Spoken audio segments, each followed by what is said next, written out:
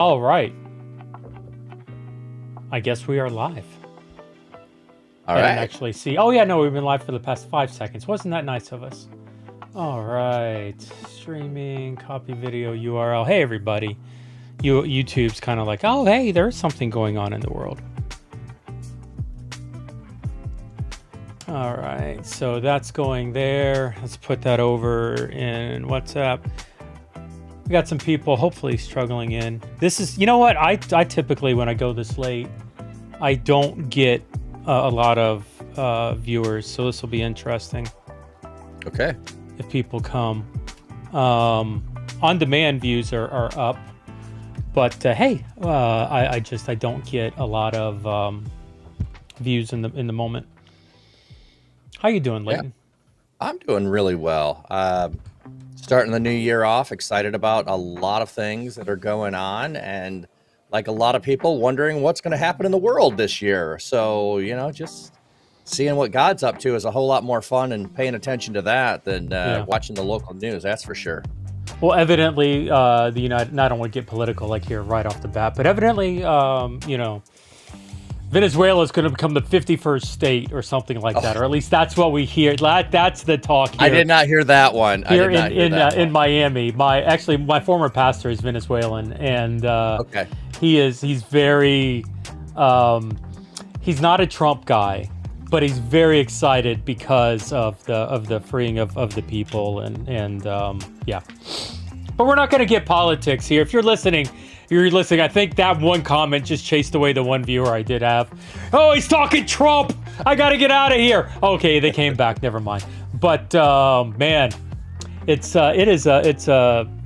feel like it's a political nightmare right now. There was a lot of different things seem to be that way for sure.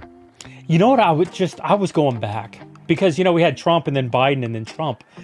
I can remember saying in like 2014, 2015, before Trump's presidency, Obama's president, Trump was in that election period.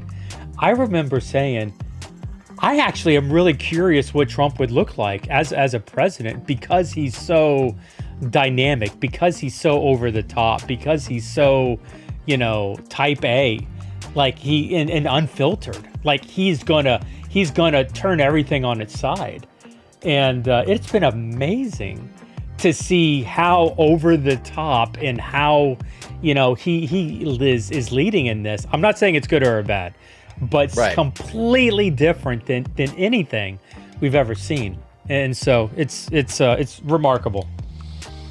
If he can figure out how to get a third presidency, I think he's going to figure it out. Well, even just to go from the standpoint of social media, which he did a lot of, and I think he still does. I never followed him, but one of the things that's true in social media is if you're not being talked about, you're going to be forgotten. Yeah, and so he's really learned that lesson of how to keep people talking about you. My wife and I have interesting conversations around that often about how it looks like one story is carrying the day and then suddenly there's a new story and a new story. There is always a newer story that is coming out in connection with him, and just thinking about, getting people to talk about you and to continue to talk about you and to think about the ministry that you're doing does require you to be actively posting, maybe more often than I have been in the past. And that's one of my hopes this year, is to probably post more consistently and more often than I ever have. Now, when you post, I mean, let's move away from Trump because Trump's boring. Like when you post, like what is this, Instagram, Facebook, like who is your audience right now? Who are you trying to reach? On some level, I think YouTube and some of the stuff I'm doing, because I want to create stuff that's more evergreen content so that people can find it and, reuse it again and again and again in addressing some stuff. So stuff that I'm doing on my stream, and which I've been doing for years, but I've just readjusted how I'm doing it so I can create better VODs to go out there, reading through the Bible in a year on Twitch stream. So I've been shifting things around. So instead of what I normally do is start the conversation, start reading, interrupt myself with thoughts and go on side trails, before I even get a verse or two in. Now it's like, okay, read the whole chapter and then go have the conversation about it, so that it makes better videos. Maybe not the best for the way I've been doing Twitch, but that's one of the things that I'm trying to do. So that content hopefully will be able to be found again and again. I do post on TikTok, and I think on some level, my approach to TikTok is to get in front of some eyeballs who might want to find me on Twitch. And I know that you can't always move people from one platform to another, or they'll go over to YouTube and watch long form content there. So that's kind of what I do there. I do post on Facebook. Facebook is a lot of people that I know from real life, so I don't have a following outside of that. It's been, I should say, in person from ministries I've been at, not real life, but in person ministry that I've had over the years that created connections with people that watch me over there. I post, I don't get great views, but it's content that if people are looking and they know me, they'll go there and they'll find that. But that's not going to be evergreen content over on Facebook. Yeah. It's going to be seen or forgotten, and then you move on. And so that auto post to Instagram, but I don't actually ever go over to Instagram. Well, let's do this. I mean, we kind of had a rolling start here. When we already talked about, YouTube, Instagram, and the president. But let's do this. I do you feel like whenever you talk about the president, you have to apologize for talking about the president? Like, I just almost feel like I need to put a disclaimer on that. But hey, listen, Leighton, you're relative. Have we done a stream or a podcast interview, you and I together? I was actually thinking about this. You've been on with Mark, I know, on Exponential, but I couldn't remember one that you and I had done together. I think we may have done one together with the two of us, but I know I've been on several when there's been other people on. Yeah. So I know I was on with Andy and you last year when we were hyping the gaming podcast, or the gaming summit that was coming up. I think I'd been on before that, but maybe it hasn't been a one-on-one. I don't remember. Oh. Tuesday, maybe we did a one-on-one for a while, but that was also a whole bunch of other people from beginning to end. Yeah, let's do this just to kick it off. By the way, Methos, great comment here. Facebook is super broken. I see almost zero friends and family content there anymore. It is trash feed only. It no longer serves original purpose. Sadly real. And I'm gonna go on that rabbit trail for a second. The worst part is with the inundation of artificial intelligence and fake content now. It's like it used to be you knew what Facebook was valid, and like I can remember back in the day using Facebook and even Twitter. It's like, instead of watching news or reading the newspapers, because it was a quicker feed for truth. Yeah. And now it's like, I see a lot of Marvel stuff and a lot of Star Wars and that stuff, but it's like, it's so over the top and people are using AI to fake all sorts of, and it's trashy and yeah. So Methos, I fully agree with that, but man. Yeah, I guess good to see you, Mythos. I think I've noticed recently people that I know in person will have a post and it will show me and then it'll say, do you want more content like this? And I'm like, yes, it's a person I know. I mean, actually on TikTok, I only look at content from people I know and follow. Like I just hit the friends thing and I scroll through friends and I heart everybody. If it catches me, I'll stop and comment. Otherwise, I just scroll. But I don't follow anybody. I mean, I don't watch TikTok for people that I don't know. I go there to support my friends who are over there doing ministry. Yeah.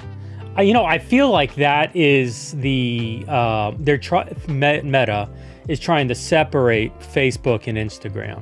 Like, I still feel like Instagram is very grounded in relationships. And I feel like Facebook has become more of a platform for groups, for news, for organizations, and the algorithm is just look at this, which is interesting, but it still is like people are looking, and once again, people are looking for that community. They're not looking for noise. They're looking for that relationship, which is the ground level of everything we do at the Church Digital. But let's do this, Leighton, as you're kicking off. like talk a little bit about yourself, your ministry, what you specifically do, your relationship with TCD, outside of TCD, because even outside of digital, like you're the guy that is all over the place with what you're doing. And so tell us a little bit about what ministry looks like for you. Ministry for me looks like wearing a bunch of hats. And as he's wearing a hat. Yes, I'm wearing a hat, and I have a bunch behind me if you don't know. But I've always kind of had that level of wanting to know what other people are up to. And when I find out you're doing something, I connect you to other people doing similar things. So I kind of have gradually, as I've done ministry, progressed more and more towards digital things.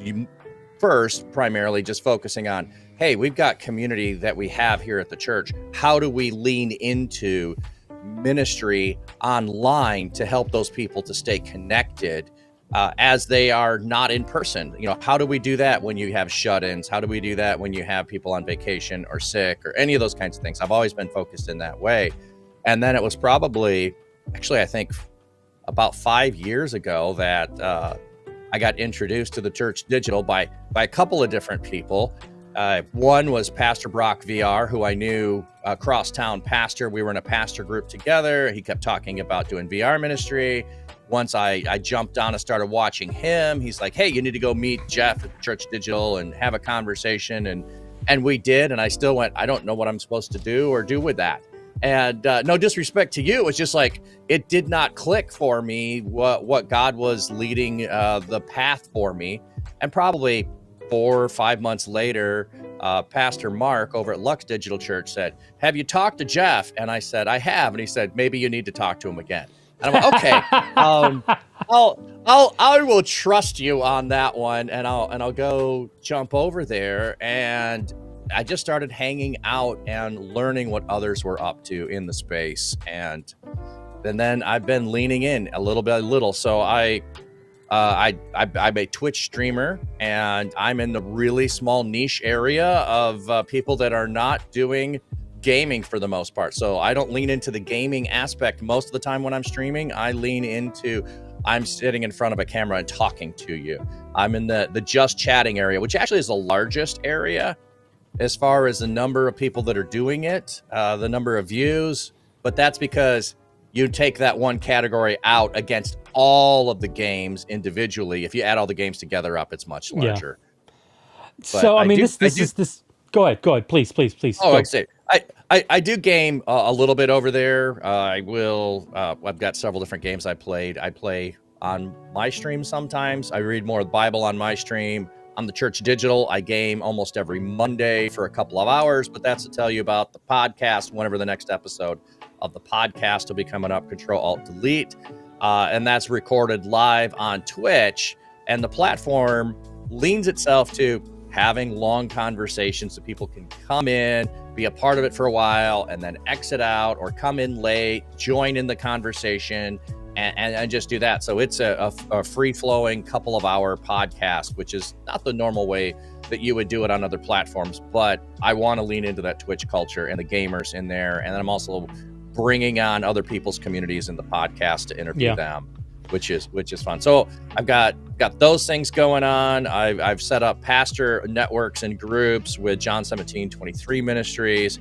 I started a prayer booth down in my local artisan market where I go down there during the summer and invite people just to have a safe space to come in if they need someone to talk to, if they need prayer, they just need a listening ear. I hang out in that space, and then also serve as chaplain to all of the people who work in the artisan market. So it's been a fun time doing that, and then trying to get involved with doing brew pastors. So I go down to the local brewery and I hang out there, getting to know the different employees that are there.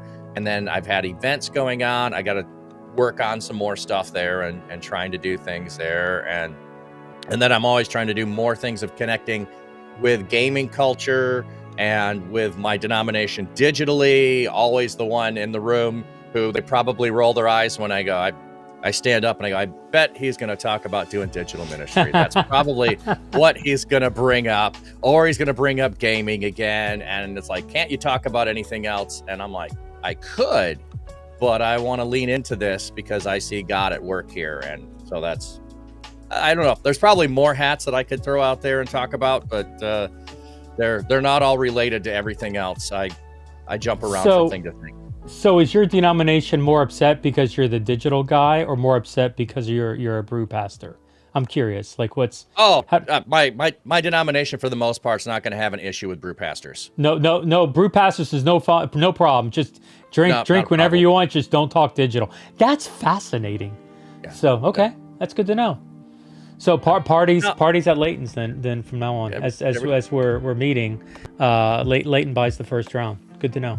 Well, if you stop by my house, I do my own wine. So I've got a nice stock. I never got into brewing beer, but my COVID hobby is making wine. I had unemployed sons who graduated from college during COVID and moved into my basement with nothing to do. And I was home, and I was, taking care of ministry, but doing it from home. And it was like, okay, I want to go do something with my boys. I had a friend who was a farmer letting his field go that year, so it was covered with dandelions.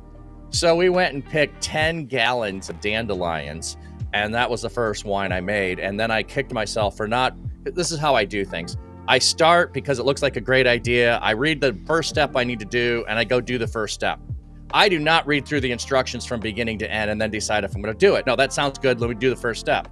Well, I got done all the brewing, and then it was now wait 9 months before it's drinkable. And I'm like, what in the world? I got to wait 9 months? That's amazing. Like I don't have patience to wait 9 months. So I had to go brew. They should put that line at the beginning. It's like a line in Doctor Strange. You always read to the end before you get started. Yeah, read no, I don't do that. I jump in That's amazing. First and move forward. And that's kind of probably why I jump in and get excited about stuff in digital and just move forward and figure God will take care of a lot of the stuff. We don't have to have it all figured out ahead of time.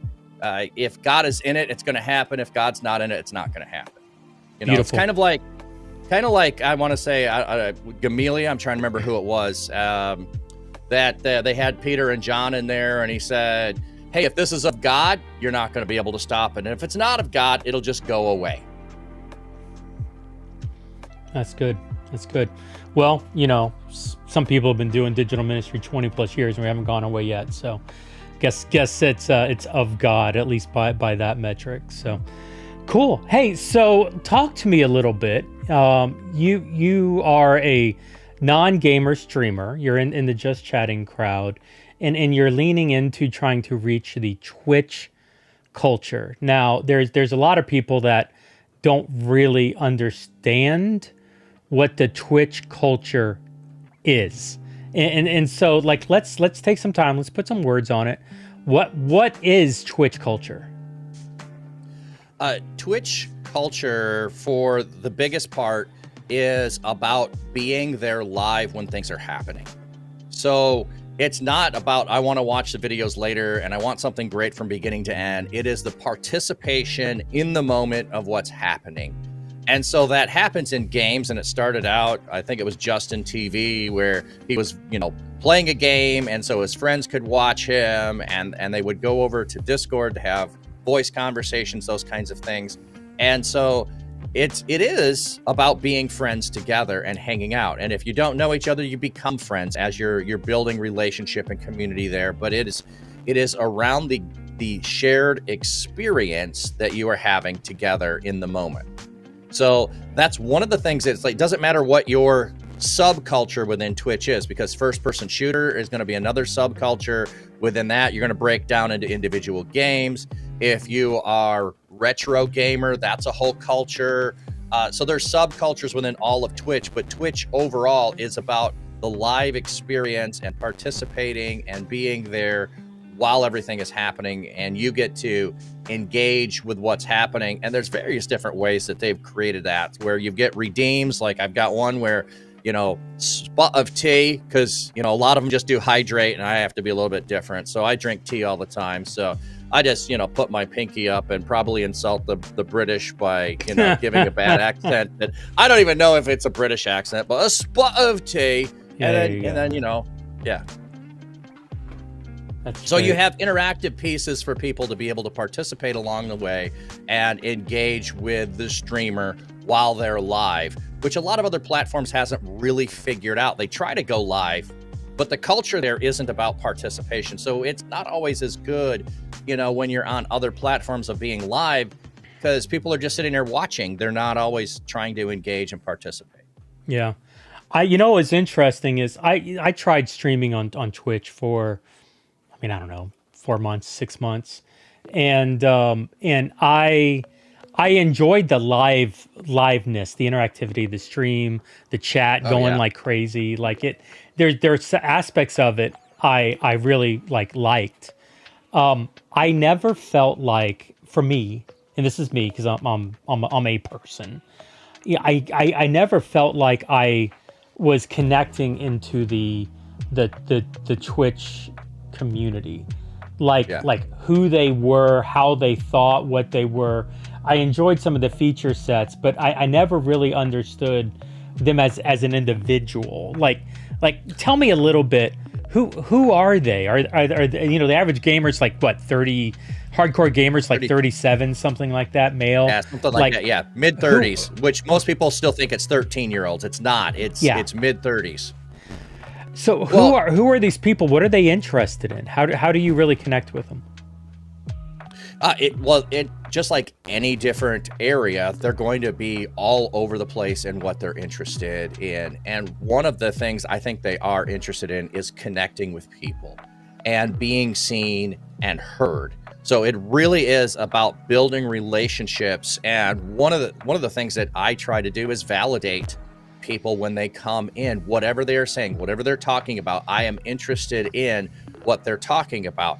And so that's part of it is, if I'm not interested in them, why would they be interested in me and watching me? So it really has to, in my mind, now you get to the really giant streamers who have thousands of people, you can no longer do this on that level. You have to hand it over to mods in your chat, the moderators, the people who are the culture keepers of your community. They're the safety. Like if you're thinking church language here, it is your usher, your greeter, your bouncer, your deacon, elder, all rolled into one person, or a handful of people who are there every time you are assembled to make sure everything happens smoothly the way it's supposed to. And the streamers need that the same way a church needs all of those people helping out with that role as well when people are gathering in person. So you have that within there. And so you get people from every walk of life.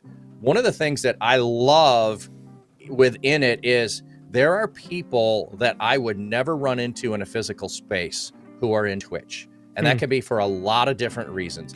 There are the people that are in the group of socially awkward or social anxiety that are going to be on Twitch, and they're safe because they're behind a screen. So you and I are on a screen. They can leave us at any moment if they feel uncomfortable. They can share with us if they're uncomfortable. They can do all of those things from a safer place for them to engage than going out in physical. And there's lots of reasons why people might choose to do that or need to do that for their own safety. If they've had abuse, they've had other things, the world can be a very difficult place.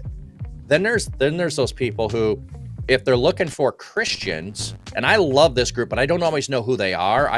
They don't always talk in chat, but like what's going on in other places around the world right now, like Iran. I have Iran show up every once in a while because I can go see what countries people are looking at. I have the Middle East pop up in my stream regularly that says I have 1%, 2% watching me from closed countries. They don't identify themselves in the chat. I don't know who they are. They are not telling me that, but they are finding Christian content in a platform that their country is not going to shut down because they don't know that Christian content is happening there necessarily. And so there's that group of people that's looking for Christians in the space, and they're finding it on a gaming platform of all places. And some of the places like Just Chatting or podcast is also a category that I stream a bunch in, are going to be places where they can go and look. And I don't know if the tags are the same in every country, but you can put the tag of Christian on there so people can find you intentionally if they are looking for it. There's another big group of people that I run into, and that is people with disabilities or parents of people with disabilities or the caretakers, I guess is a better way to Sure. say it. Not necessarily parents, but caretakers of people with disabilities. So or I should say, one of my mods has limited mobility and accessibility and is home pretty much 24/7. Has a power chair, gets anxious if she has to go out because it breaks down. So if she leaves the house, is it going to break down? Is she going to be able to get to the grocery store and back home? So she pretty much stays home. So in order for her to engage with people outside of the building that she lives in, a couple of neighbors that she might talk to, she's got to do it online. And so she is, because of mobility, limited to access with people face to face. But online, all those barriers are gone. There is no distinction between her and other people in the chat. She gets to fully be engaged in a way that she doesn't get to in a physical environment. And another one is a caretaker of a kid with some disabilities. And so stay-at-home mom that doesn't get a lot of social interaction all the time, unless it can come to her and be part of her daily while it's in, I like to talk about being in the palm of your hand by thinking about it being on a phone, because you have connections to people in the palm of your hand or behind a screen, and they're there. You're able to engage. She's fully engaged. We connect on a regular basis. And so there's those groups of people on top of all the gamers who are just going to be in the space. So it's such a broad thing. It's like, who are you trying to reach in that space, and how are you trying to help them? That's so good. There was one of the comments, Methos again. People do like to be heard. If you don't read the chat, they leave really quickly. And ironically, Methos said that a while ago, and I'm just finally getting it on there. So Methos, I'm sorry. Well, I didn't give you much gap in there. You didn't breathe much in that stretch right there, which is fine. It's fine. But which is interesting because Twitch is I would consider Twitch a one-way platform. Methos comes back. He's still here. So thank you, Methos, for sticking around through that. We've got some others from Matthew as well. We'll get to in a second. But what was interesting is, or my question is more centered around Twitch is a one-way. I consider Twitch a one-way broadcast, like YouTube. I'm broadcasting. There are people that are watching, Methos and Matt and others that are watching live, and some of them put in comments, which is great. But it's mostly me monologuing or dialoguing with someone, and the audience really isn't heard. But it's interesting, like Methos, is painting this picture of a dialogue, and you're talking about dialoguing with chat, which is unique. And Twitch is maybe unique than some of the other platforms in how engaging Twitch, the chat is. So maybe speak a little bit to that. Yeah, we've got a few comments that have come in, but we haven't just stopped and let's just read chat and let's just engage and let's just have a dialogue, conversation going back and forth. But that is common in Twitch, that I might read a Bible passage and then spend the next half hour just chatting with what chat is saying, reading what chat says, responding to what chat says, and the next person sharing their thoughts, adding to the conversation. And you might even have 2 or 3 side conversations that are also happening at the same time that have nothing to do with what's going on stream. They might have something to do with what's in the background. Hey, did you see what the fish is doing over there? Hey, how many fish do you think are actually back here? Have you ever counted all the hats? You can just have all these side tangent conversations happening simultaneously. But I think it's really, how do you make it? Because if you are not engaging, and this is a common thing that I try to help brand new people figure this out, is you need to talk like there's someone there, and you need to engage anything that comes up, and you need to invite people while nothing is happening. Because on the radio, if it's dead air, then they're going to turn the channel and go somewhere else. So if I'm not engaging chat and talking about it and inviting that, it's kind of like, if you've ever preached in front of a crowd of 100 people, there's a comfort level there, versus if you're expecting 400 people to show up and you have 4 people. It is really hard to preach to a room of 4 people. It is so much harder to do that, but I have to treat 4 people like it's a room that's filled with 80% capacity, whatever that is of the room. I have to treat it that way. I have to approach it that way. If I have dead air, people aren't going to engage, or they're not going to be, if I'm disappointed that there's only 4 people in the room when I'm preaching, they're going to know it and feel it. So it's the same as if I'm going live streaming and I'm disappointed there are 4 people who are watching. I was like, I'm sorry, I'm waiting for the crowd to show up. When they get here, I'll start talking to you. No, you start when you start. There's also, I think, a rhythm that you begin to get the more that you stream. And some people are going to always show up when you go live if you go live the same time, if it's once a week and that's all you do, but you're going for 4 or 5 hours, they will know and remember and put it into your schedule just the same way they would on a television program, as they used to get dropped on the same day, and that's all you got to see. So they would be there. They know when the program's on. But it's actually more beneficial to stream more often. And then there's also the streaming longer also engages more people. So and I know you were doing the podcast over there, which, the episodes are usually half hour or an hour, and that's it. I actually have higher numbers in the third hour than I do in the first and the second hour when I'm streaming. So my numbers will continuously. Oh, sorry, I lost audio from you.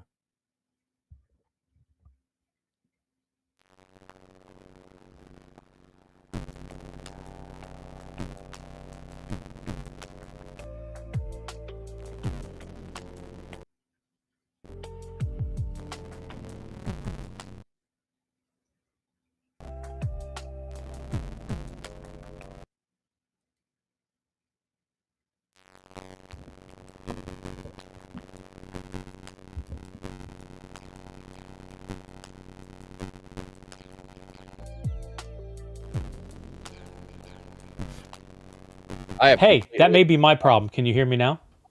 I got you now. Okay. Okay. You then. Yeah. So finally, some feedback came across. Yeah. Methos. I found it. Methos. I found it before you told me. Evidently, I was muted. I have no idea. I didn't touch the mute button, but somehow I muted myself. So, my fault. Well, I have had in the last 2 weeks, and I think there was probably an update somewhere in there for Windows or something, where I'll be in the middle of a conversation in a call and my audio would just totally disconnect. So I don't know what's causing that. Yeah. I tried to use a new program and hopefully get around whatever that is, but sometimes OBS, Twitch, Microsoft aren't all communicating and talking with each other. There's always a conflict somewhere. Yeah. It was funny. I actually quoted like a scene while I was muted from Tim Burton's Batman, Jack Nicholson talking to Kim Basinger, because that's always my go-to when I'm stalling. But I'll have to save that for a different day because I was muted, and so you all don't get to hear the scene. I did the little like wing flap that Jack does in the scene, but no, you don't get that today, ladies and gentlemen. Hey, so shifting a little bit, I got a quote here from Matthew. Leighton is the GOAT of Bible reading. Wow, I didn't know this. I didn't know you were the GOAT. I even got sound effects here for the GOAT. How you like that? Yeah. So nice. GOAT. Tell me what does this mean? Like the GOAT of Bible reading. I'm guessing he's saying the greatest of all time, but I don't know. I mean, I don't know everybody that I'm being compared to. I would love to say I'm the greatest one on Twitch, but I also know a lot of pastors who are on Twitch who also do Bible reading, some just a once a week thing, or some as a beginning piece before they spend time gaming. I don't know if anyone else has fully set out to read the Bible in a year on Twitch, and this will be my 3rd year of doing it. So every other year, I read through the Bible in a year on Twitch, and then the other year in between, I take and I just go, here's what we're going to read. So last year I did Friday favorites, and I just picked a favorite book of mine, and then I would read that book, and we'd spend a lot of time in it. And I often do Torah Tuesday. That seems to come around every year. So if you want to read the Torah, the first 5 books of the Old Testament, come on and hang out on Tuesdays. Torah Tuesday. So like, what is the what is the response? What is engagement like? What is the community doing as you're reading this scripture on Twitch? Are they commenting? Are they reading it? Like what does that even look like? Oh, it could vary from passage to passage on whatever is going on, but there are so Twitch created a few years ago the tag Christian, and I use that my name, Flatcap Dapper Pastor on Twitch, also has pastor in the name, and partly that was like my choice to do that. Not every streamer who is a Christian in the space is a Christian streamer. Some are streamers who are Christian, and that's a different distinction there of I'm going to be a streamer, and then when people find out I'm Christian, I'm not hiding it. We'll have a conversation about it, but I am not going to like do devotions and those things on my stream. I'll do those in my Discord. I'll do those in private. We're not going to do that on stream, it's a different approach. But there's those people as well who are repping Christ as what they're doing. And when people ask questions, they're ready to give an explanation for the hope they have. But I'll have people who have Bible knowledge, and I'll have people who have no knowledge whatsoever. I've had Muslims. Actually, I have a Muslim from Spain who came into the channel multiple times last year, who also was in the stream a couple of times with my Sikh buddy from Denmark. Call him Nico the Dane. He hangs out. He'll hang out for a month or so, and then he'll disappear. Then he'll come back, and so he's a Sikh. It's like we're taught to study all religions, so I'm going to study the Bible with you. I don't know a lot about it. I want to learn. The Muslim came in multiple times. I'm not the only streamer that he found. And then he started having conversations with Christians he knew in person. And then I want to say late last fall, he came back and said, "Hey, I got baptized on Sunday. I wanted you to know that." Yeah. I came to faith. So I was just someone that was planting seeds and watering, who was exposing him to the Bible, where in his normal circles in person, being a Muslim, he did not have a safe place to be able to engage or start a conversation. Once he was curious, he went and found those. Would you say your stream, because you're tagging Christian, and actually I know guys like Jade and some other streamers don't tag Christian and aim for a much a non or much more missional, aiming for a non-Christian. So like I know there you can play both sides of the coin with the platform. Yeah. For you specifically, are you aiming your community more towards a Christian and helping them go deeper, getting them closer to Jesus, or are you aiming it at a non-Christian, someone who does not know Jesus? You may be getting both, but I'm just curious, like how you handle that balance. Yeah, I know that. Yeah, like you were mentioning Jay, who's fantastic, and he's been around for many years. I think I have actually been in person more times with Jade than anybody else I know in the Twitch space or in TCD. Because for a while there, it was 2 or 3 times a year that Jade and I were in the same place, going to the same event. So that was fun. But Jade aims to have at minimum 50% non-Christians in his stream. Yeah, I'm aiming more towards the people that maybe grew up and they just life has happened and they're not going to church anymore, but they were exposed to being a Christian as a child. Maybe they took steps of faith, but they're not living their faith. They're not walking in their faith, or they just have never figured out how to fit daily time with God into their lifestyle. So I'm really aiming for if you want to say the unchurched. So if you're going to church on Sunday and you just want to hang out and do Bible, I'm fine with you being there. You're not my full target audience. I really want to aim at the person who has never read the Bible fully. They know of the Bible. They know some Bible stories. They've not really applied it to their life. And I want them to be excited about the Bible and engaging the Bible and then trying to figure out what their next step of faith is. So if that's starting from, hey, it's get back in relationship with God. I haven't done that for a while. Let's see, how I can apply prayer to my life and Bible time. I want to help them be able to do that. And that does lean it to a level of which it sounds kind of weird, but like we will go really in depth, but it's not like we're going in depth so that you gain knowledge. We are going in depth because it's about being excited about the Bible and being excited about God. And so it's just that reflection of trying to say, this is really, I think the most fascinating book I've ever read. And it's actually the only book I've read more than once. I don't understand people that read the same book over and over again. It's like, I read it, I know what happened, I put it aside. I probably don't even finish half of the books I start to read. I get something valuable out of it and I put it aside, but I can't stop going back to the Bible and reading it again and finding something new and getting excited about things. And that's where I get people from all walks of life. I even have some Jewish friends who are like, yep, you're talking Torah Tuesday, I'm hanging out. But when you're doing the gospel, on another day of the week, they may or may not show up, but they will bring Jewish insights that I have no idea about. And it helps uncover things about scripture. So it's really about getting people excited about scripture, whether they have never been exposed to it or they've gone to church, growing up and now they're farther away from God. And then there's those people like, hey, they're just trying to help build community. They're trying to be Christians in the space. And I'm trying to do that more in Discord than I am on my stream. So I'm trying to build the relationships with fellow streamers through TCD, through other Discord communities, and help empower, encourage, and lift them up, which, is part of what my podcast is trying to do too. Yeah, by the way, before we get there, Matthew says you're the GOAT because, to get clarity to this, it's the way he breaks the text down while reading and also how he interacts with people in the chat while reading. And so, Matthew, giving you some praise here for that, since you are now the GOAT.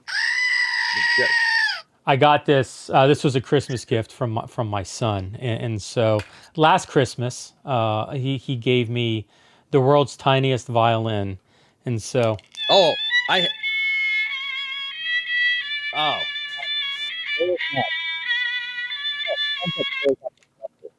Say what? Mine doesn't. Mine has an actual bow to be able to play it yourself. Yeah, and it has the whole carrying case too. Yeah, that's this one. My daughter, I'm showing off here. My daughter went to the Sherlock Holmes Museum in London. She wants to go to school in London. And if you watch the new Sherlock Holmes, this is the Stradivarius, and so it's got the thing. It doesn't make noise, but I have, these are my fidget cubes. I don't actually have a. Actually, I do have a fidget cube here. My son gave it back to me. He steals it from me every once in a while. But these are the things I play around with when I'm trying to stay focused. So hey, there you go. So hey, congratulations on being the GOAT. But let's talk distraction over, focus, Jeff. Well, I love to go down a distraction for a while. If you don't watch my stream, I will go down. So on the violin thing, the reason why I ended up with that is I think the very first app that I put on my smartphone when I finally had a smartphone that had apps was the world's smallest violin app. And when my kids would start complaining about something, I would just pull it out, push play, and it would just start playing it. The latest upgrade of my phone no longer supports that app. Oh, and I gosh. Here when I upgraded my phone. But I had that app since my very first smartphone. And so my kids are pretty happy that I no longer have it. So. That's funny. That is really funny. Maybe one of the first apps I used to torture my kids was Is It a Hot Dog? And it was a camera, and so you'd take a photo of anything, and then the app would tell you if it was a hot dog or not. I paid 99 cents for Is It a Hot Dog? And it was the best. Oh my gosh, I tortured my kids with Is It a Hot Dog over the years. Good times. Thank you for that. Well, I mean, you're doing a stream for 3 hours, and so it's all about, the tangents all day long. That's great. Somebody gave us a thumbs up as we were talking about Is It a Hot Dog? So it paid off. Somebody in YouTube land likes what we're talking about. Talk to me about the podcast. You're doing a new podcast, a new stream. The Church.digital, we launched the TCD Streaming Network, and now you're doing a stream called Control Alt Redeem. A little play off Control Alt Recover, which I love. We may get into that here in a little bit, but Control Alt Redeem. Talk to me a little bit about that. What are you've been doing stuff for a while, and so what were you doing? Really, what are you shifting into? Give me the background. Yeah, it's a relaunch, rebrand. So I think like a year ago we weren't having this conversation yet about podcasting and doing that, but we were starting to have conversations maybe it wasn't quite this early in this year, but early when we were starting to get ready for the first ever conference that we did. It was like, hey, we've got Twitch, we haven't used it for a while. What would we do? What could we do with it? And then it was like, hey, would you like to take the Church Digital's channel, and what would you do with that? And it was like, well, to me, it made sense to talk to people who were on Twitch, and so to bring in and do that. So I wasn't even maybe to begin with thinking a podcast, but it became that very quickly when we started having the conversation. It's like, okay, so I as one of my roles in the Church Digital is being an outpost leader in gaming. So anybody that comes into the Church Digital that's getting connected in any way that wants to talk gaming, I'm the guy to talk to. I'll point you in the direction of anybody else that's doing gaming stuff, all that to help you be able to get better. So I was already working in that realm, and it was, hey, there's a bunch of people that I started seeing, and I had for a while, that don't necessarily get accolades. They don't get celebrated. They don't get to share their story about things. But every once in a while, I would hear people get to tell their story of, here's how I got started on Twitch. Here's what's happening in my community. And I just wanted to take those friends of mine.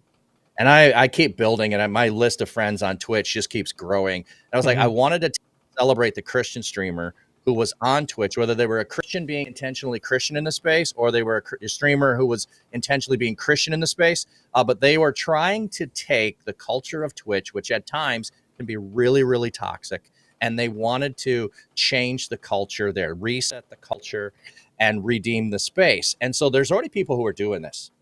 I just want to highlight the people that are already doing it. I want to celebrate what they're doing. So I just thought, hey, let's bring on some friends of mine. We'll talk for a couple of hours, and then they'll introduce me to a game, because most of them are gamers. They'll introduce me to a game that I'll be horrible at. And so I'll play that for an hour for the first time ever. I'll be miserable. Everybody can poke fun of me. We can have a good laugh.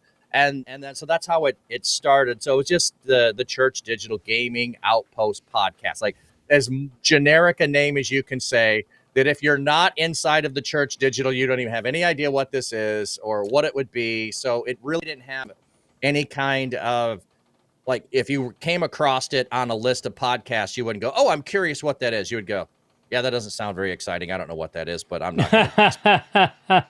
And it was okay, because it was just like, I knew going into it, maybe the stats wrong, but I thought I had heard somewhere that the average podcast doesn't make it to 10 episodes. Yeah, that's one of the big hurdles. Yeah, so I was like, okay, I'm going to do this, but we're not publishing it. I mean, I'll go live on Twitch and all of that. We're not publishing it till I've got 10 of these in the bank. Like, I've got to make it to 10, or else there's no need to put these out anywhere. I think by the time I got to 10, I had figured out the whole third hour gaming together just did not work with my system. Trying to do the podcast and do live and then do the gaming and someone introducing it. And then they wouldn't give me enough of a heads up on, oh, you had to also, in order to get into an actual game, you had to download not just the game, but you had to download another thing so that you could find partners to game with in this other. And I hadn't done that. I was like, it just became complicated needlessly. And I was like, all right, the conversation's enough. We're just going to focus on that. And so it's really become like a both and for the people who come on it. I am seeing them and I'm validating what they're already doing. Yeah. By coming on my podcast, they feel I'm validating them, but I'm like, you already are valid. That's the reason I'm having you on the podcast, is because I already see in you what God is doing. I already know that God is using you. I just want you to get on and be able to share your voice to this, to bless other people who do not know what's going on Twitch, who do not know that they're Christians in the space, or who might be thinking about it. And it's like, I had people, and it was like, not always them directly. And I actually just had this with a conversation last Monday with someone I'm trying to schedule on. He's like, you have no idea what you're doing for other people in the space. You have no idea you will never know the influence. I'm like, I don't need to. I've got enough points that God's saying, you get to keep doing this, and you don't get to stop. And so I'm super happy with that level of it. But I know the reality of being a pastor is I will never know the impact I might have on people, because you could show up as a guest one time and I never see you again. And that's kind of the way that, I don't know, I don't know if we've ever talked about this. I don't know if I'd ever shared that I had started in ministry doing drama ministry. That's how I got started in ministry. What Yeah, what yeah. what does that mean? What is drama ministry? So my church had a drama cast. So if you go back in the day, like Willow Creek would have. Okay. So like you would do like the dramas in church that would tie to a Yep, I would. sermon or something. Yep, they would tie to the sermon or the theme for the month. And so that's how I got started. And one of the things I always told people is like, you might be here to just bless one person today. So do not judge the audience's response to what you think should be happening, because we might be bringing the message for one person and Yeah. we bring a different message in a different way than the pastor is. So we don't compare each other. We just come in here to be faithful to what God has given us to present. And so that's what we're going to do. And so that's kind of, I think, the basis of everything I've ever done in ministry goes back to that idea is I don't know the one person that needs the message today, but I have to bring the message so that one person hears it. And it might even take, the Holy Spirit 5 more years and 100 more people of watering that seed that gets planted before you see the growth. And you probably won't see that. So it's not the most encouraging from one standpoint, but it puts it in the being faithful is the important thing, not the outcome we can see and measure, which I think, really lent itself to how I view digital ministry and how I can be excited about it when I may have people that, lurk in my stream and never say anything, and I'll never know if I made an impact on their life. Yeah. I mean, the hope would be at least the church digital. Like I did the TCD podcast. This is episode 371. So I've done 300 That's amazing. of Yeah. these. Yeah, and it's the same thing. I started with Ray Armis. Pastor Ray Armis was my co-host, and he didn't think we'd get past 10. He's like, yeah, you'll probably. He was challenging me to do it, but he's like, yeah, he's like do like a season of 6 and call it done. And 371 later, and still going strong. But for me, and similarly, I've been amplifying, validating, inviting things that have already happened. It's funny, we talked about Jade. Jade's been on maybe 3 or 4 times as he's kind of shifted ministry and focus and learning things along the way. He's been a pretty regular voice on here, just because he's a guy that I know in that space and I spent a lot of time with in person as well as online.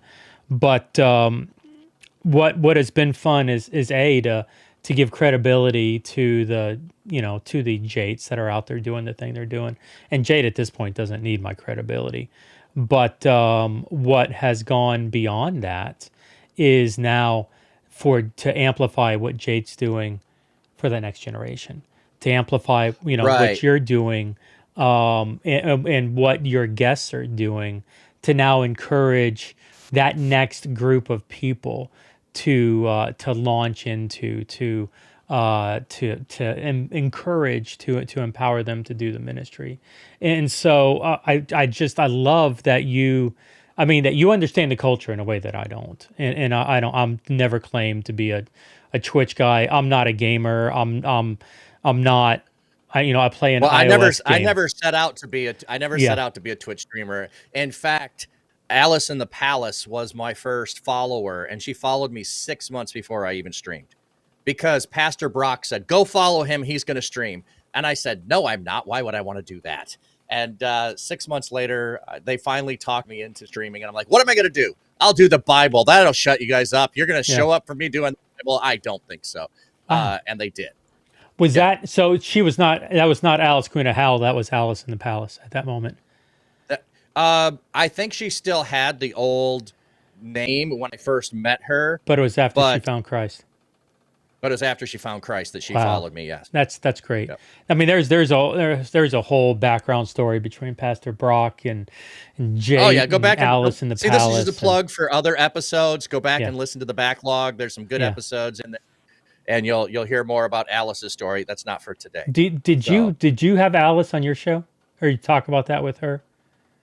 No, I have not had Alice. Okay. She hasn't been streaming for a while that I know of. So she did do some streaming for a while, and then she didn't stream. But there's also a piece of this which goes to the rebranding So I think I was really successful in that in the first half, that I wanted to validate the people doing it and I wanted to celebrate their stories. But there's also a piece that the name didn't help. And that was for a person to necessarily go to their pastor or someone at their church saying, hey, I think God's calling me to this. Hey, come listen to this podcast where people are talking about what I think God's calling me to do.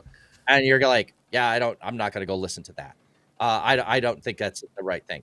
So I'm hoping with the rebranding that it will be able to get in front of people who have not yet run into the Christian Twitch streamer, who are feeling I might be called to do this, and or they are convinced they need to, but they need to go to their pastor, their parent, whoever it is, and say, look, what I'm feeling called to do is valid ministry. The Holy Spirit is calling me to do it. And they, for age or otherwise, they just need to be able to share with other people that what their God-given calling might be is actually valid and they can go do it, as opposed to what they probably hear from people in their sphere saying, you need to get a real job and quit living in your mom's basement and go out and do something. You got to get out from behind the screen, and you can do ministry in the church, but you can't do it online.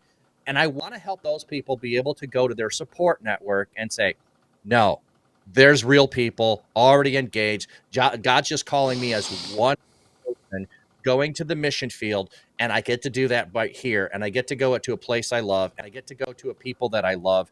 And so they're hopefully that's the goal of this next phase of season 2 of the rebrand, is so that it will be able to be promoted by those people to their support networks and get in front of some who will see it and go, wait a minute, I know the person that's supposed to go do this, and they'll connect. So it's trying to really put it out there and let the algorithms get in front of the right people. So those people God's called, like we were talking about, next gen, who's not yet streaming and not yet a Twitch streamer and not a Christian Twitch streamer, they're being raised up, and we're praying for the workers for the harvest. And this is one step I'm trying to take to help prepare and equip those people for the harvest. Yeah, I love all of that. And as a guy who was told in my 20s, when are you going to get a real job? You know, my father is very supportive of what I'm doing now. My father 20 years ago was not. You know, we've had the conversation. He's actually been on something or other. We had him on the Giving Tuesday maybe a couple of years ago. But like he was, because he didn't understand it. You know, and in many ways, we've created the church. I created the Church.digital to be that support system because there was no support system. And in many ways, you're talking about denominations and the crazy guy talking digital and streaming. Like, there is still no real support system. You started that conversation way before I did. You know, with people probably not even having a clue at what anything could be because it was so far back. So I'm happy to be the old crazy guy in the corner, but I want to prepare the generations coming behind to not have to face what we had to face. Are you older than me? I'm 48. Are you in your 50s? 53. 53. You are older than me. Okay, you're the grandpa. Jason, is Jason younger than you, JMO? I don't know how old Jason is. I would think he's younger than me, but I don't know for sure. Yeah, that's interesting. Jason's got kids older. I mean, not that kids are the metric, but Jason's kids are older than mine. I put him around 51. I bet 52. He's not too far away from you. Yeah, we're all in that same ballpark. Yeah, you know, Jason and I, I'm sure. The old bald guys. I was trying to think. Well, you've still got some hair. I haven't seen. I saw you once, not wearing a flat cap, and I was like, I didn't know what to do. I could not reconcile what was happening in that moment. Well, I get questions every once in a while when I will post something and I don't have a flat cap on, because I do have this redeem on my stream. So if you watch me long enough on Twitch, you get points that you get to spend on making me do stuff. Like I was mentioning the tea earlier. I did this for one of my mods because when I would change hats, which is the thing that I let people do, like you can pick a different hat and I'll switch hats. She would get all excited and the good hair, and go on incessantly about my hair for about 20 minutes. And I'm like, oh my goodness. So Well, I was doing Streamiversary, and I'm like, I want to give my mod something because I appreciate her. So I'm going to have a 5 minutes with no hat. She's going to be able to redeem no cap for 5 minutes. And oh my goodness, it was like I gave like the dog red meat, and it would just became this thing. And it's so I have to limit how often that happens and how often it can go on. But like she just gets so excited and spends her points. And then one of the other mods loves that I get, kind of agitated. Like I was in the middle of something and now you got to make me take the hat off. But I'll post videos that are nice clips that just so happened when I had no hair or no hat on. And people are like, what's your hat? Where'd it go? Like, I watched the video, it was on your channel, but it couldn't have been you because you didn't have a hat on. So I don't know what was going on. You should. So there's fun in that. Yeah, you should totally do like an AI version where you're bald, or you got like was it the cone heads from like the 70s, the SNL skit, like just do something really freaky. Anyway. I think the closest I've done to that is April Fool's Day. If it happens to fall when I'm streaming, I will remove all of the flat caps, and I will replace it with other hats. And so there'll be no flat caps on April Fool's Day. So if you're coming in on April Fool's Day, you won't see a flat cap. So you just create things with your community. They become inside jokes. They become all that. So that's one of the things that, like I said, it's really all about relationships with your community and your people. And you allow them ownership of your stream as well. And then they'll keep coming back because it is their stream as well. It's not just your stream. It's part of their community as well. Yeah, that's good.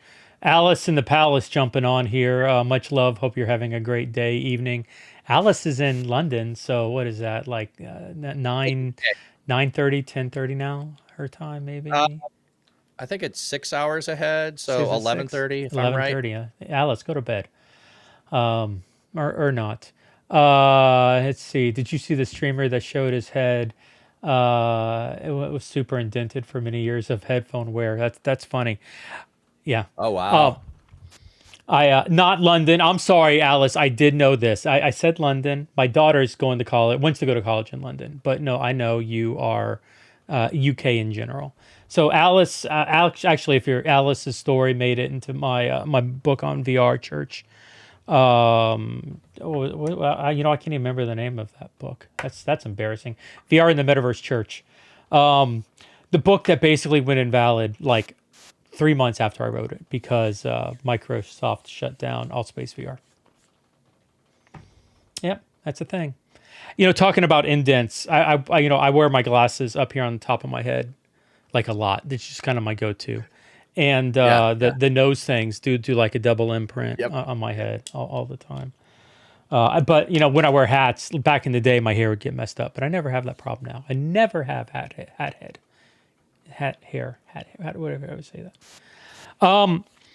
Hey, so you're doing the podcast stream. What days, times, when? I know are you already going? Oh. Like, what's the info? Yeah. So. As I was mentioning, one of the reasons I game on Mondays is so there's always something as a set schedule on Twitch. So I game from 2 to 4 on Mondays. I've recently been playing Claire Obscure 33. It's kind of an RPG, and you kind of don't know what's going on. My son recommended it to me, and I'm enjoying it very much. So I've been playing that one and just progressing in it. But I will then tell you when the podcast for the week is. And I've done a couple of two in 1 week. I think one time I just weird schedule and I was like, I did 3 of them in 1 week, but typically I game one day on the Church Digital on Twitch and then podcast one day, the Church Digital.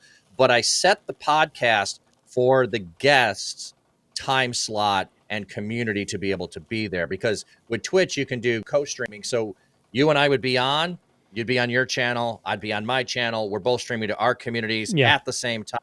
So we have a larger group that's actually watching us together, instead of if they have to leave your community to come to me and they don't know me, some are going to miss it. Some aren't going to see you live. Yeah. So it really has become a fun thing to do in that way. And some guests will say, no, I want to focus on the podcast. If they don't stream themselves, they'll just join me. So you show up on Monday, you'll find out when the stream is for the week. If I'm on vacation, I'll let you know ahead of time. We'll take the week off.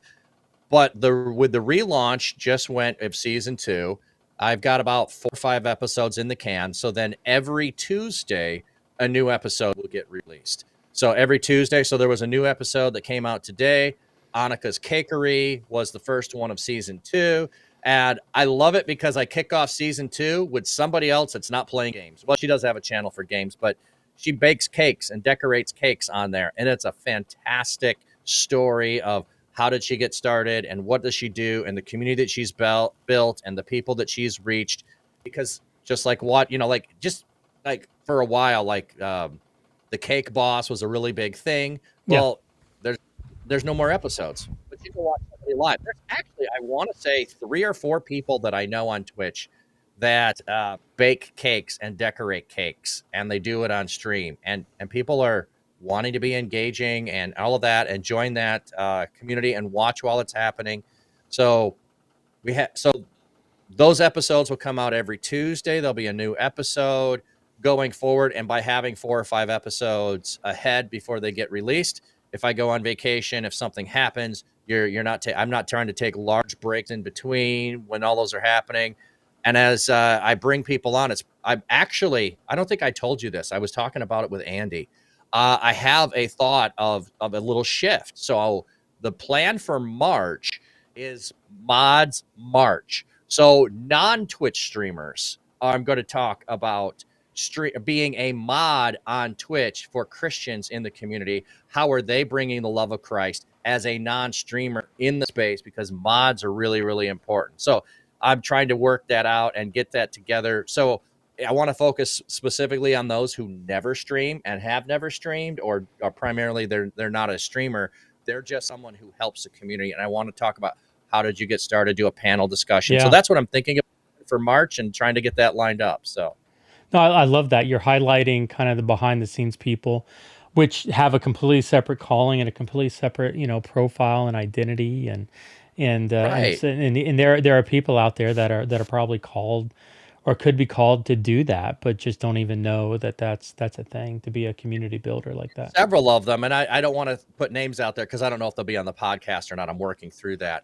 But there's a couple of them that mod for 5, 6, 7 different channels. Yeah. So they're not just in one channel. It's they'll go from my channel in the morning or someone else's channel in the morning, and then they'll go to another Christian streamer in the middle of the morning, and then they'll go to another Christian streamer in the middle of the afternoon, and some will do that all day long. And they have different levels of being a mod.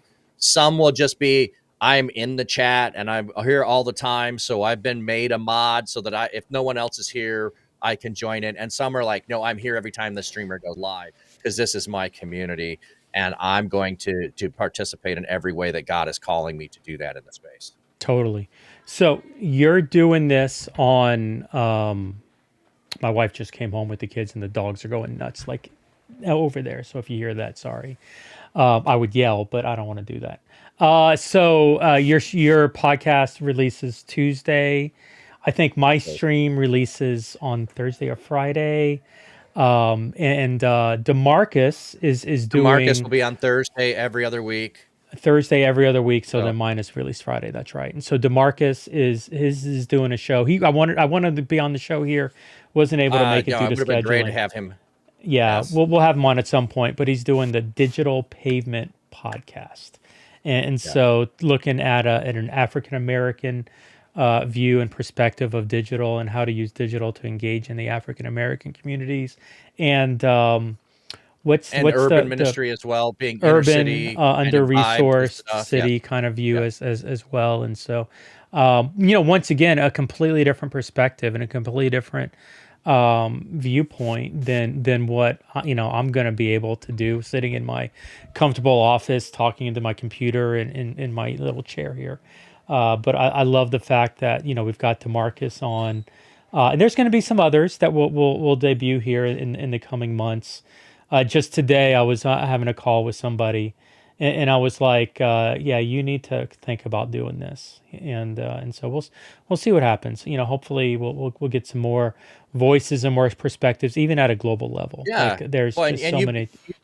Go ahead. You've been hinting at that since October or November that Yeah. we're going to, and not everything is fully worked out. I mean, I came on last year doing this, not knowing if it was going to work out for me to do a podcast. And I feel like I'm getting better and I'm getting my footing. And I at least hope that comes across that I'm doing that.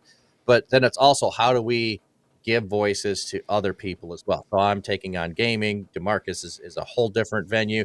We're talking about some other, series where we might bring in guests on or do a takeover like we did years ago. I think that's where we got the gaming going, was we did a gaming takeover, and we had different connections in gaming for, I don't know if it's 5 or 6 episodes of the podcast, and just did a gamers takeover. That's why we started the Twitch to begin with. We were in that space. Yeah. And who knew years later that it was going to come back and be its own podcast. So yeah, there's going to be a bunch more, I think, by the time we get to the end of the year. Probably people we haven't even had conversations with, we might bring on and think about having guest hosting here or there, or maybe we create a new duo that goes and takes off. I don't know. Yeah. I don't know what God's doing with it. Yeah. It's funny, like, and I mean this, I've even come up with another show I want to do. And so I could probably be conned into giving away this show or give away that other show. I don't know, but there's, now it's funny. I've been resting over the past month, with my surgery coming up. We'll get into that in a little bit. And when I'm well rested, I'm much more creative. And so like the brain kind of like breathes, and it It's just so kind of true. flows out. And it's like, we should do this, and I need to write this and create this, and like it, and it's just, go, go, go, go, go. And so now it's trying to figure out how to execute all those things, and to quote my doctor, just don't die before January 15th. So, right now it's the 13th. I'm 48 hours away from being probably done with my surgery at this point. And so, yeah, that's the thing. But hey, thanks for Leighton for being on the show here. What's up? Oh, I was just going to say, with that whole being more creative when your Yeah. mind is rested. I don't know if you know this, but if you notice in and I like saying the Hebrew Bible because it's the Old Testament and was written in Hebrew. So in the Hebrew scriptures, it was evening and morning. That's the direction, not the way that we think in a modern time of day is first and night is afterwards. So if you think about it from the perspective of you rest before you get up for the day, you are starting from a place of rest. The problem with our modern society is we are often starting from a place of exhaustion because we work all day and we can't get to sleep, and we get up in the morning and we aren't rested. Yeah. But we're designed to start always from a place of rest. I feel privileged to have, I don't know, figured that out somewhere along the way. So I would know if I was in my office and it's 2:00 in the afternoon and I got a stack of things to do, and I knew I was no longer going to be productive, I could work on those for the next 3 hours and get nothing accomplished. If I went and rested and came back the next day, I would have so much energy and focus to be able to accomplish in a half hour what it probably would have taken me 5 hours to do. Yeah. So just an aside there, don't get away from that. Like, really lean into rest is a good thing to do. Yeah, no, that's a really good lesson there. And I know Pastor Coco on the screen here has been yelling at me Yes. in recent months about me needing more rest and more space. It's kind of like God knew what he was doing when he set up a rhythm of rest. Yeah, okay. All right, the doctor, my wife, my kids, my audience, everybody's yelling at me. So I'm learning. I need to be more attentive in that. But I will. Yeah, Alice chimes in as well. Facts. Thank you. Even Alice from a different continent is chewing on me.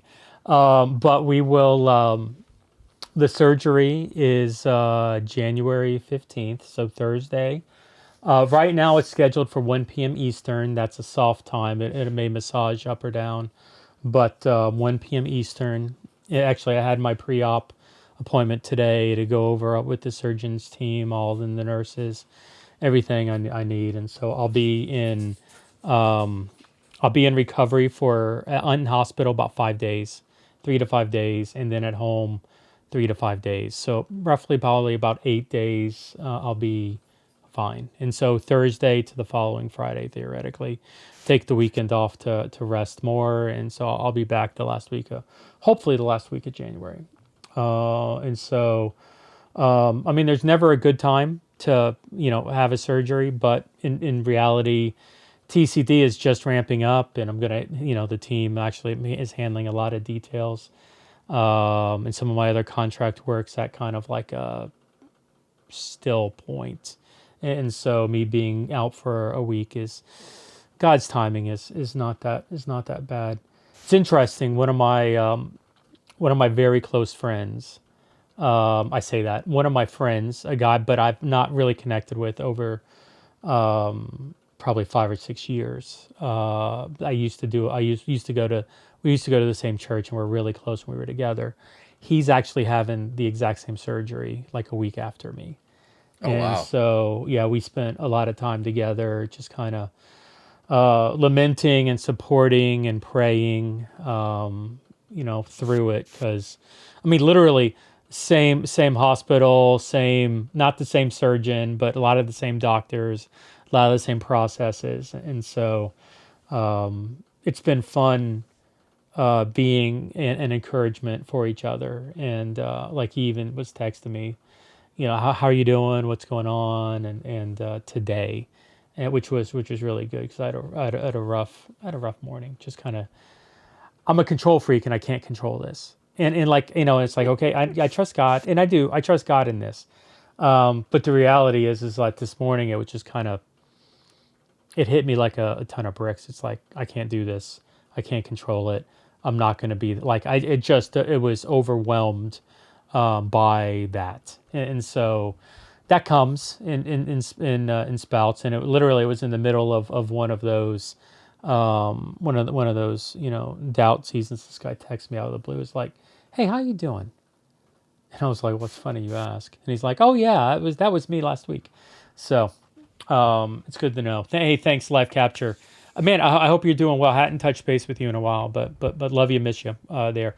Hey, listen, pray for my surgery on Thursday, and feel free, hit me up on DM on WhatsApp or Discord if you want, or you can send me an email encouragement along the way. I'll stay tapped in, make my wife read all my stuff to me. That'll be fun. And then Leighton's show is already streaming now, or not. I mean, you're streaming on Twitch when you do the recordings, but it's releasing on the Church Digital podcast stream. Like we have Yes. one podcast feed for all of this, and that is Leighton. Your show is Tuesdays when it releases at this point, right? Yes. Yeah. So it releases on Spotify. It releases on YouTube Yeah. at the same time, same day. So you can find it either place. I do suggest, because this is me, is listen to it at double speed or triple speed. You'll be fine. Don't listen to it at normal speed. You need to speed it up. I mean, it's 2+ hours of podcast. You will not offend me. Maybe you'll make it through more of it if you listen to double speed anyway. So That's amazing. Double, triple speed. I can't do triple speed. I appreciate those that can. Well, hey, we're gonna wrap and we're gonna call it a day. So episode awesome. 371's in the can. For Leighton, this is Jeff with the Church Digital. Thanks for hanging out with us today, and we'll see you next time on the stream. Y'all have a good one. Later.